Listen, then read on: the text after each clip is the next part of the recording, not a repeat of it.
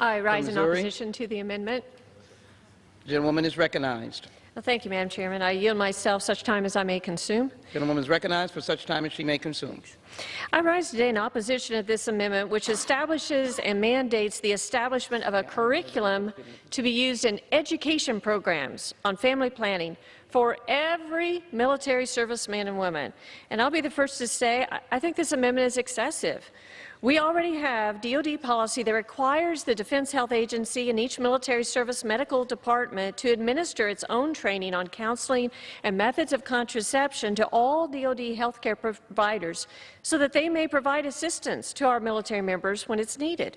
In addition, I'm a former teacher, and I believe knowledge is important, but a simple brochure would suffice. However, this amendment is over the top. It would require an entire curriculum to be developed, which would be used in education programs. It requires every military member, men and women, to come in off the field, and instead of honing their skills on the target range or in the cockpit, they'd be subjected to perhaps hours of PowerPoint presentations, worksheets, lectures, not on what China is doing in the South China Sea or the latest tactics of Russian aggression, but on family planning. Not only would this amendment force every service member to be subjected to this curriculum and programming, suggesting that this training is more important than their military training, but it ambiguously defines what comprehensive family planning is. As written in this amendment, this training would include information about the prevention of unintended pregnancy and the importance of providing comprehensive family planning. I'm extremely concerned this ambiguous terminology will be interpreted to include abortion counseling or services. We already see this dangerous terminology in places like New York, where their comprehensive family planning program funds over 57 Planned Parenthoods. I would like to know from the author of this amendment whether this amendment encompasses information about abortion services as part of comprehensive family planning services. And if I may, Madam Chair, I would like to yield 10 seconds to the gentlelady from California to answer this question.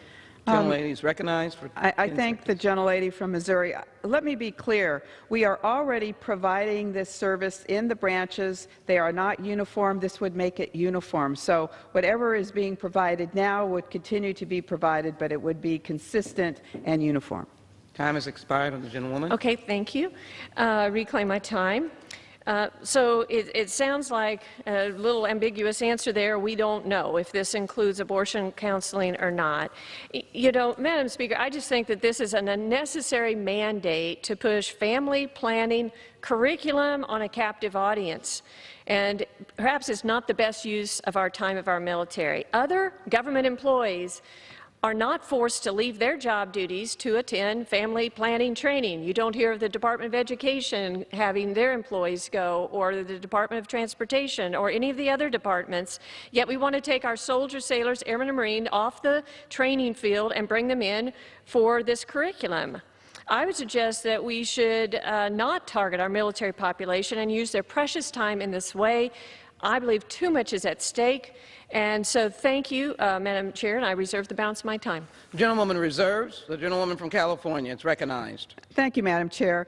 You know, I really object to my good friend and colleague's definition of what this is actually doing. We are already providing this kind of training, this kind of education to our service members in all our branches. We do know that the Navy and Marines are considered to do it best, while the Army and Air Force have room for improvement. A recent study found that female Army soldiers have more children in their first 2 years of enlistment and miss more work than do females in other military branches, in part due to the differences in policies on birth control education. The Navy's approach is much more comprehensive, and it is on that basis that we want to have all of the services providing the same level of education as the Navy and Air Force. And with that, I yield back the balance of my time. Gentlewoman yields back the balance of her time. The gentlewoman from Missouri is recognized. I reserve the balance of my time, and I'm prepared to close. So thank you, Madam Chair. I appreciate what my colleague is trying to do, but I do think that it is unnecessary, it's excessive, and it's redundant. The author of the amendment already said it is already being done. And service members already have access to counseling on methods of contraception, so we should not require mandatory training for every service member and have this expanded curriculum and bring them off the training field and sit them down for PowerPoint presentations. So I urge all my colleagues to join me in opposing this amendment, and I yield back the balance of my